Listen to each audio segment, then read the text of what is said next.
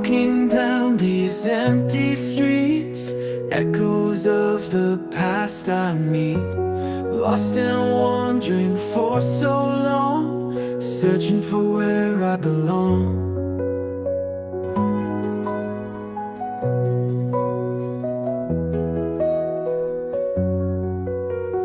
Sunrise breaking through the night, guiding me back to the light. Every step feels like a prayer, promises hang in the air. Come back home, heal your heart, where the love never parts. Come back home, find your peace. In this place, your pain will cease. Memories of laughter and tears, answers to my deepest fears. In these walls I find my truth, washing away the years. Oh, the road was long and rough, but my spirit's had enough.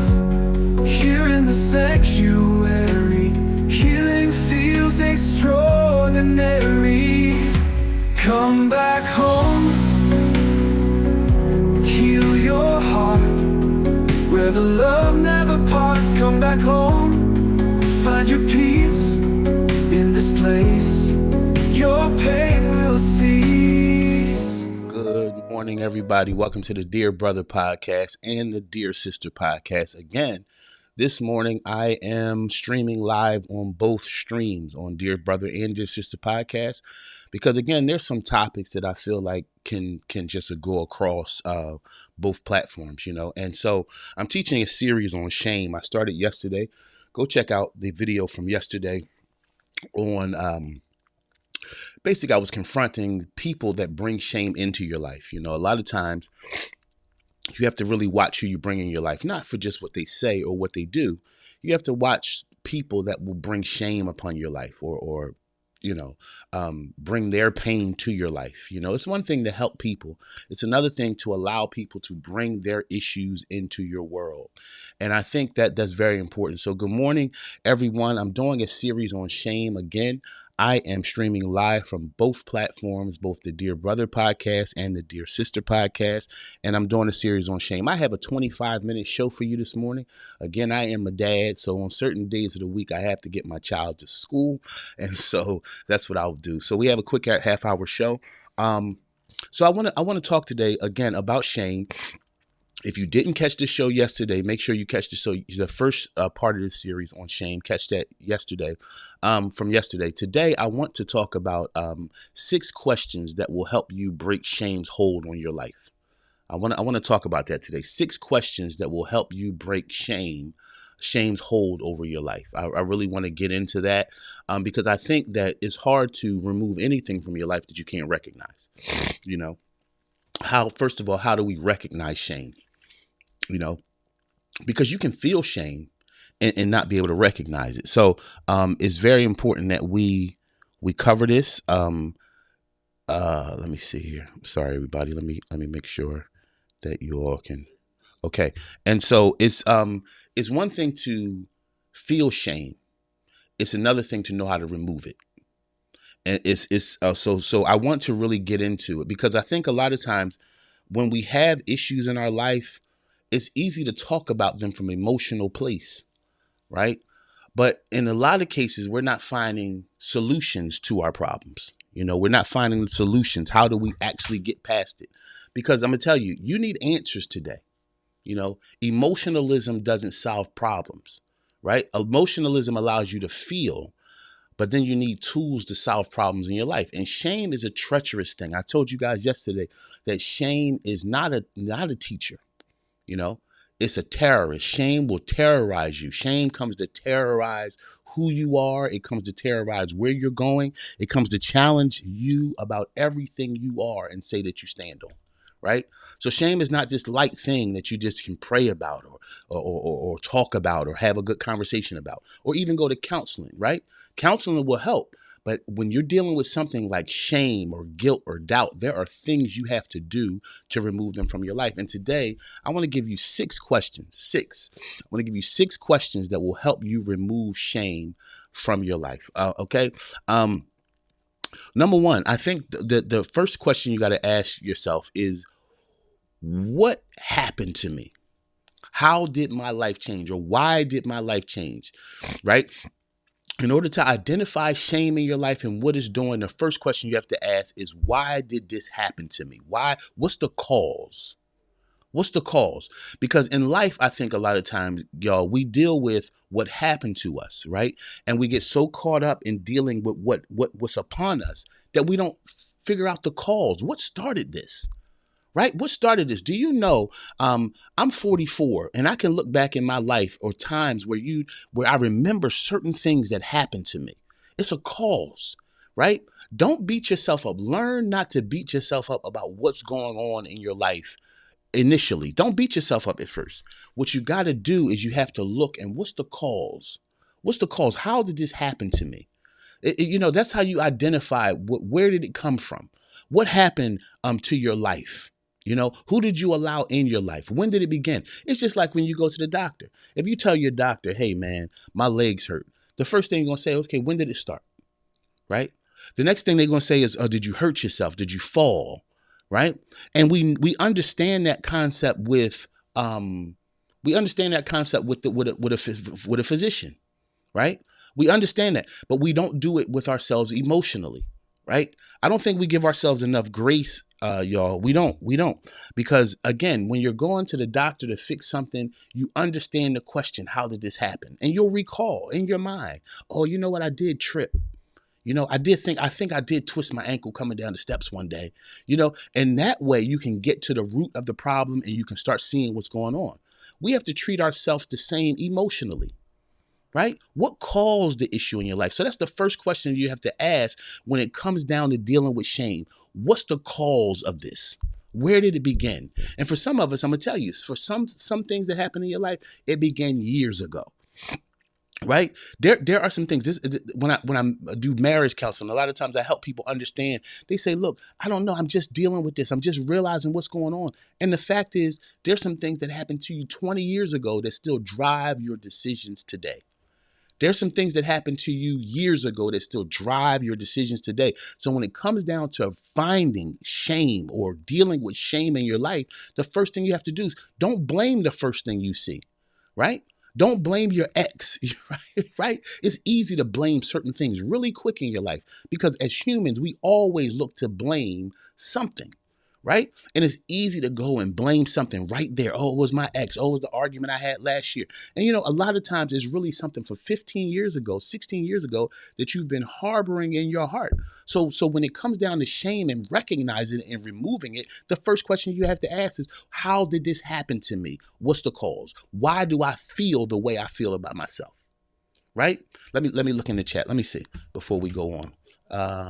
Let me see. Good morning, Xavier. Good morning, my good brother. Good morning. Good morning. So when it comes down to shame, where did it come from? Right? You have to explore what events, who said what? Because a lot of times shame is not even driven more by an event. Shame can be driven by something you've done. But a lot of times what I found is that shame in people's lives is driven by what was said to them. Right? Words are powerful. Words are powerful. Words will stick with you. There's certain things you can be 80 years old and you still remember certain words. I don't know what the mind study is, but you hear words all your life. But some of y'all understand it, that the certain words, something you heard at 12 or 14 or something somebody said to you, it just sticks right there. And you have to identify what happened, what words, what drove this feeling of shame that has come upon me, or what did I do? What did I allow? Who did I allow to come in my life? These are the questions you have to ask, because I'm going to tell you, the reason I'm teaching about the questions you have to ask is because you don't want to live your life in the blame game. You hear what I'm saying? You don't want to live your life in the blame game. You can never get better looking to see who you can blame for where you are. You can't. You can't. Maturity, right? I got a podcast coming up that I'm going to teach about insecurity and immaturity. Insecurity and immaturity. A lot of times in our life, immaturity doesn't allow us to ask questions. What immaturity does is, who can I blame for where I am? So the first question you got to ask is, what was the cause? What did I allow in my life, right? Number two, the second question you have to ask in your life, I'm going over 6 questions to help you identify and remove shame from your life. This next question you got to ask, number 2, is what is the purpose of this thing? What is the purpose of this thing that has come upon me? Did it come to teach me something? Did it come to help me reveal something about me? What is the purpose of this pain in my life? What's the purpose of this feeling of shame? Do I need to forgive myself? Right? Some of you have mastered the art of forgiving everyone but you. Right? Some of you have mastered the art of forgiving so much that you've forgiven people. You've forgiven people that didn't even ask for your forgiveness. Because a lot of times the forgiveness you're seeking is really your own. Y'all hear me? A lot of times the forgiveness you're seeking is actually your own. You need to forgive you. It's not about what other people need to do. A lot of times it's you who need to get off your own back. You have become your worst enemy. I'm going to tell you, and I've been there, where you talk yourself out of greater days, right? You doubt yourself out of things. But let me tell you something. If you can converse with yourself into having bad feelings about yourself, then you can converse with yourself to feel better about who you are. If you can speak negatively in your life, you can speak positively in your life. How do we remove shame? What is the purpose of this thing? What has it come to do? What has it come to do?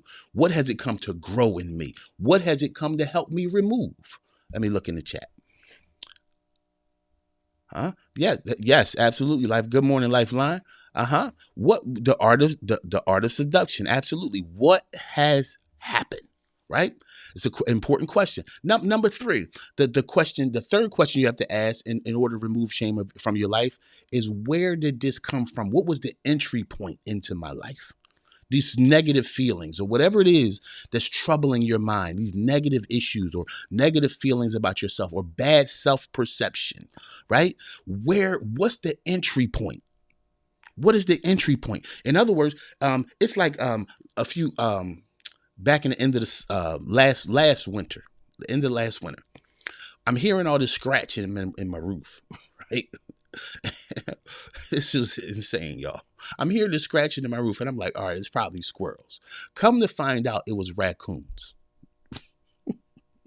And one day, out the side of my bedroom window is the bigger roof, and then it's a lower roof. This baby squirrel must have fell out of this hole that was in the roof. And this baby squirrel is sitting right by my window, squealing and going off. And I'm like, oh my God. Right? In order for us to figure out how to get these daggone raccoons out of the roof, we had to figure out, where was the entry point, right? Where was the entry point? When we called the people, come get these raccoons, they ask us, where did you see them? And I was able to say right there, when the man went up on the roof, he saw the hole that the raccoons had ate through so they could be warm for the winter, so they could live in my rooftop. You hear what I'm saying? The first thing I had to do was identify the entry point.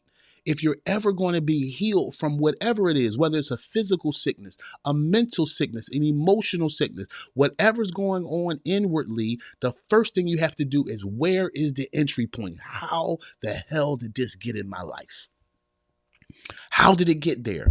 Did I allow depression to hang on to me too long? Did I allow suppression, right? Am I surrounded by people I can't be truthful with about myself? That will drive shame. Shame will build a nest in your heart when you can't express what's going on. Shame will build a nest. Y'all hear me? Shame will build a nest in your heart if you don't have a place to talk about the things that's going on. Listen, the biggest thing to remove shame from your life is to be surrounded by people you can be honest with them about yourself. Safe place. safe place, a place where you can say, no matter what they think about you, no matter who you've been or who you are, right? Especially for many of you that listen to me that are leaders and from leadership positions, you got to be able to be surrounded with people that can say, that you can say, this is where I am. As a man, you got to be able to say, hey, bro, this is where I am. As a woman, you got to be able, because sometimes women, you're surrounded by all you have to do for your husband and for your children and for your family. And if your parents are still alive, you're so consumed with what you got to do as a nurturer, as a woman, and you're so consumed as a man with what you have to provide for and work hard for, that a lot of times we ignore the entry points in our life, how these weaknesses got in us. Right?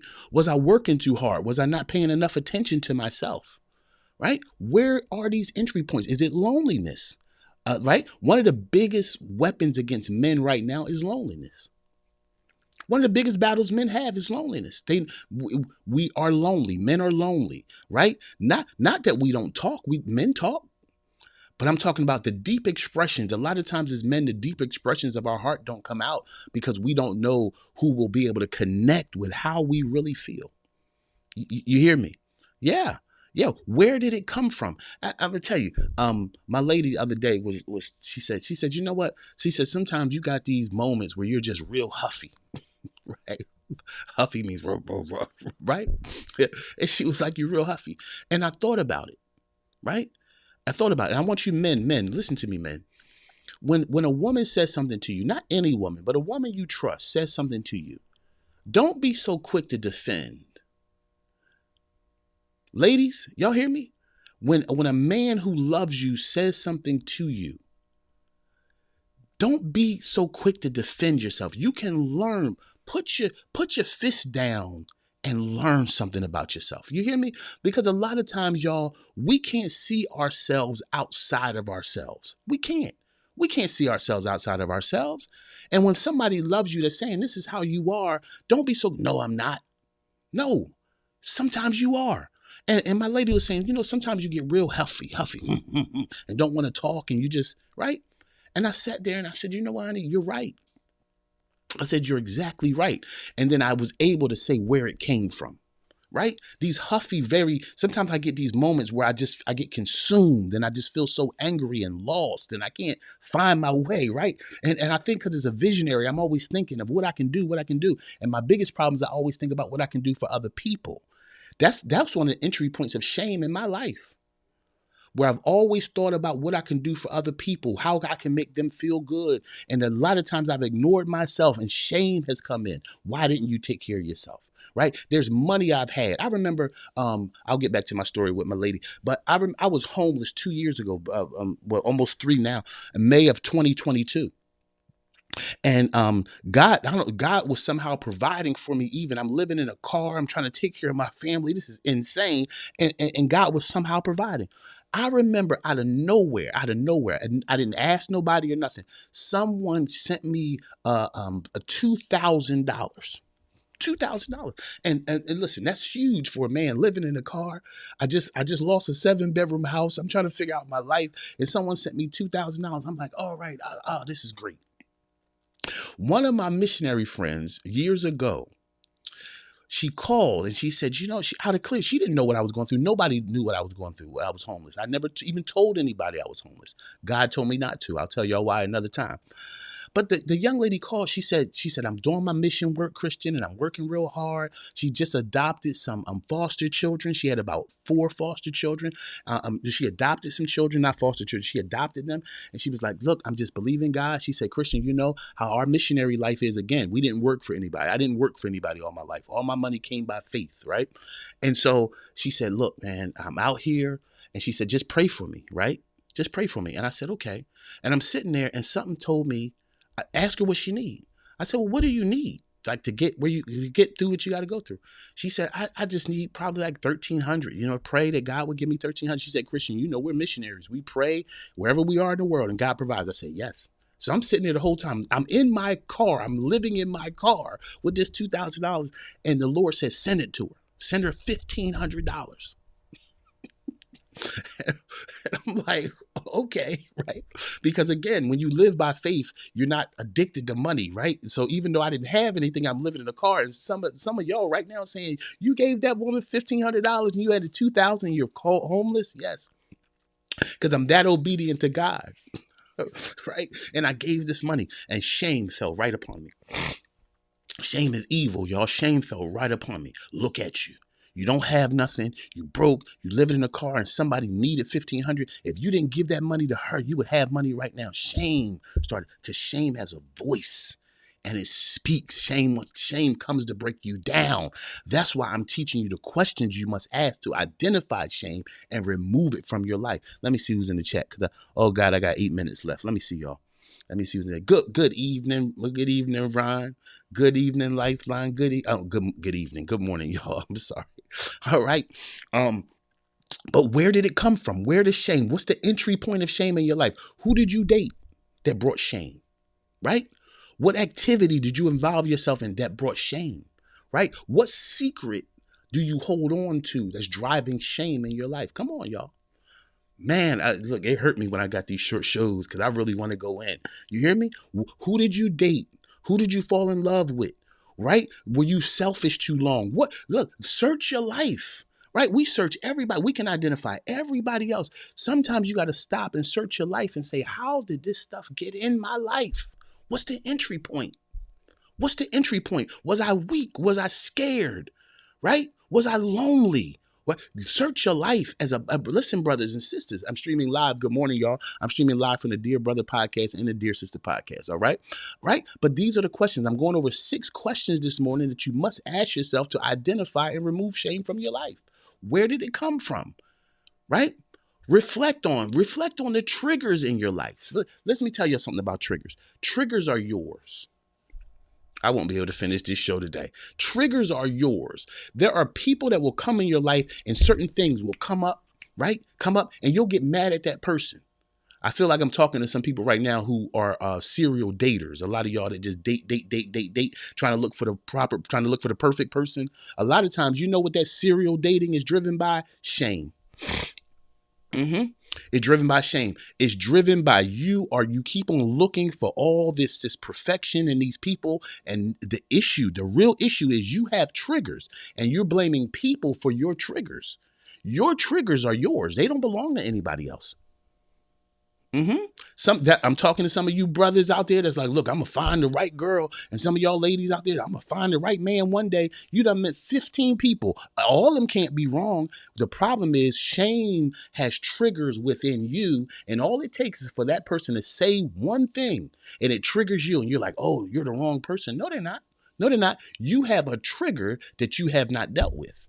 And shame is right there. So all it takes, some of us are we think we're so strong. And in reality, y'all, when you're dealing with shame, some of us we're so flimsy, because that's what shame does. It's not strong. It's so flimsy that one touch, one word, somebody says one thing to you and it throws you all the way off. It's shame in your life. It's shame. You got to find the triggers in your life, right? Where you can't take criticism. Listen, y'all hear me? I'm trying to teach y'all something. I'm trying to teach you something. Shame will drive you to a place where you can't take criticism, even constructive criticism. Shame makes you so sensitive, right? So you're protecting, you're guarding yourself. But let me tell you something. You think you're guarding yourself from people, and actually you're guarding your shame. You're keeping shame close to you. Shame is what allows you to fight off everything somebody's trying to help you. So you got to humble yourself and realize that you're not a bad person. Shame is what's driving a lot of your decision making, right? A lot of you didn't. Let me get real deep for a second. A lot of you didn't. You're not in a relationship because you love that person. A lot of times you let shame drive you to stay in relationships. You let shame drive you to stay in situations where you shouldn't be and you stayed too long. A lot of times it's shame that keeps you there. It's shame that allows you to stay with a person that's abusive to you. Shame. Oh, yeah. Yeah. You don't feel like you're worth anymore. You don't feel like you're worth anything else. Shame drives that. Why? Because what is shame? Shame is the feeling, a feeling. Y'all hear me? Shame is a feeling that undermines your authenticity. Shame is a feeling that undermines your self-worth. It makes you feel like you're nothing. That's what shame comes to do. And when shame breaks you down and makes you feel like nothing, what shame does is it lets you allow anyone in your life, right? Anyone in your life. Because when you feel unworthy, you'll stay places too long. You'll give away more than you should. You will become so self-sacrificial because shame will make you believe the more of yourself that you give away, the more someone will give you. That is a deception. You'll wind up giving your whole life away to somebody, some people, some places, and some things, and never get a return on the investment. Because when shame calls you to invest your life, it's not worried about a return. Shame wants you to give yourself away, feeling unworthy of yourself, and walk away feeling like nothing. Shame is a terrorist. It is not a teacher. Y'all hear what I'm saying? So number one, the question, let me go over them because I got to go, y'all. I got 2 minutes. My God, it's a half-hour show, y'all. I'm sorry. Some days I got a half-hour show. I got to get my baby to school, but let me finish feeding y'all before I go. Number one, 6 probing questions you must ask yourself to identify and remove shame. Number one, why did this happen to me? What's the cause? Number 2, what is the work of this feeling that's going on? Is it causing me to forgive myself? Is it causing me to check my surroundings, to feel like maybe I'm surrounded by too many snakes? Let me do my commercial break right quick. Hey, y'all, go on my website, christianwinners.com. I wrote first part. I got 3 parts of this book that I'm writing. It's an ebook. It's on my website right now on sale for $5. Removing the Shame Part 1. Who's the cause of your delay? Go get it. christianwinters.com. Go get that book right now. $5. I also have, for some of you that are very tired, right? You're tired. This book is for people that are tired mentally and emotionally.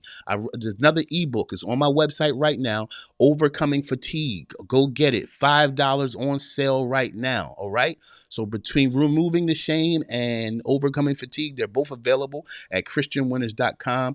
$5 sale. Go get them right now. All right. Okay. Number 3, where did this thing come from? What's the entry point in my life? Number 4, what's the origin of this thing? What's the foundational negative beliefs I have about myself, right? How do I think about me? What's the origin? You got to start unpacking the reasons why your self-worth is going down. Don't just say, I don't feel like myself. No. That's what shame wants you to do. Shame wants you to just minimize the feeling. That's the trick of shame. Oh, I'm just not feeling well today. That can be the beginning of depression. Oh, I just had a tough week. Don't allow, that's we just fluff it off. No. That's what shame wants you to do. You got to ask yourself, interrogate yourself. Don't abuse yourself, but interrogate yourself. Because the more you question these things, the more you get a hold of yourself. Number 5, who is this thing connected to? Who is this feeling of shame connected to? Who is this thing connected to? That's a big question in our life. I said who. I didn't say what. I said who. Because I'm going to tell you right now, some of y'all, your shame is right here in your phone. Your shame is in your contacts. Oh, Christian. Oh, yeah. Oh, come on. Let's cook. Sometimes your shame is right here. Your shame right here in your contact list. Your shame is at the top of your text message. Scroll. It's right here. Your shame is right in your Facebook Messenger.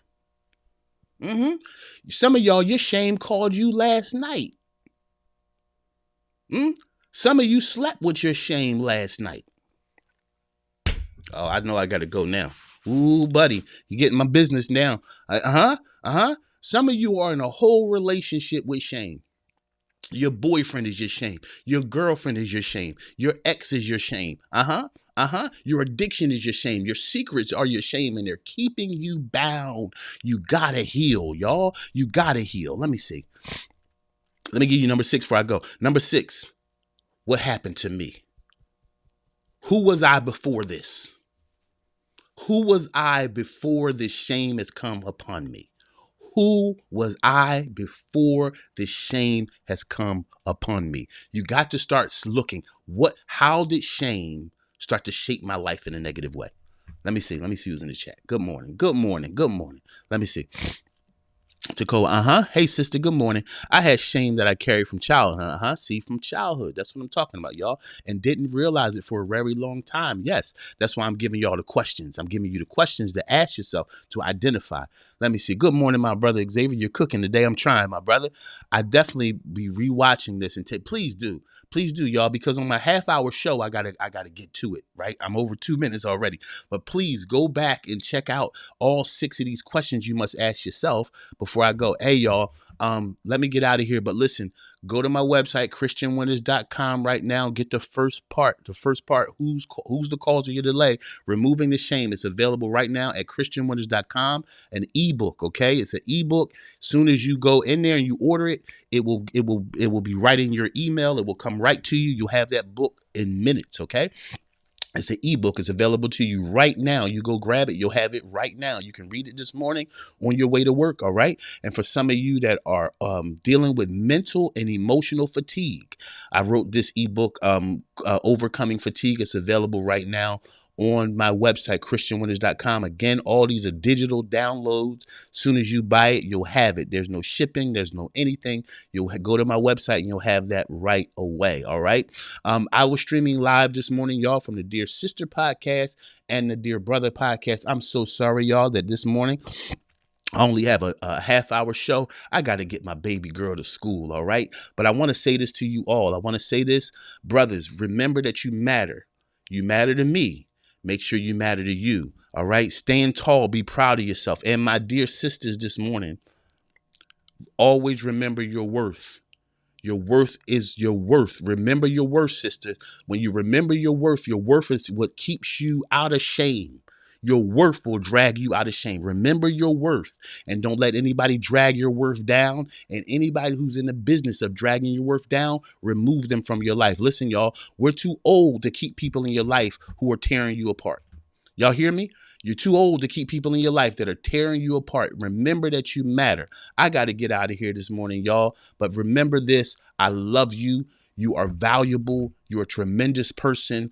Have a brilliant day today. And always remember this, y'all. Yesterday is what? History. And tomorrow is a mystery. All you got is right now. What you going to do with it? What you going to do about it? No fear, no shame, no compromise. Let me pray for y'all for your go. Holy Spirit, I thank you so much for my friends. I thank you for the Dear Brother podcast. I thank you for the Dear Sister podcast. I thank you for this series on shame that's helping us remove ourselves and awaken to the things that have held us up. Today, I pray a great day upon these listeners, upon my friends. I pray a great day upon them, that this day will be full of life. The day will be full of self-awareness. And most of all, I pray that today will be full of self-appreciation. I speak life into you. I speak love into you. I speak strength into you.